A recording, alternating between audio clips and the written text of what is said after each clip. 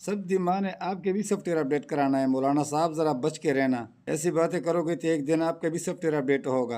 कहीं चुप जाओ कुछ दिनों के लिए, ऐसा नहीं है कि कल सारे मौली खपा होंगे। अब कर्जा लेने में इस ख़ानदान को ये फ़ायदा होता है कि ये अपने बच्चों को पहले ही बाहर सेट करते हैं, कर्जा लेते हैं पाकिस्तानी कौम के नाम पे और अपने बच्चों को ट्रांसफ़र करते हैं। ये ख़ानदान जब से इसकी तौलीद हुई है, सियासत में गलाजत आई है, झूठ आया है, करप्शन हुई है।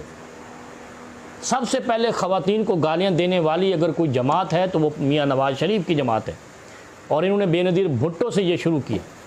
ख़वातीन को इस्तेमाल किया मुखालिफ सियासी लीडरों के ख़िलाफ़, और जाली और झूठे मुकदमात, भैंस चोरी और चारपाई चोरी और गधा चोरी और जनाब इस तरह के बकरी चोरी, इस तरह के मुकदमात इन्होंने मुखालफिन पर बनाकर पाकिस्तान के मुखालिफ सियासतदानों की करैक्टर असैसिनेशन की।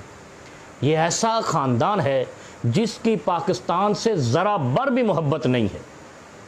ये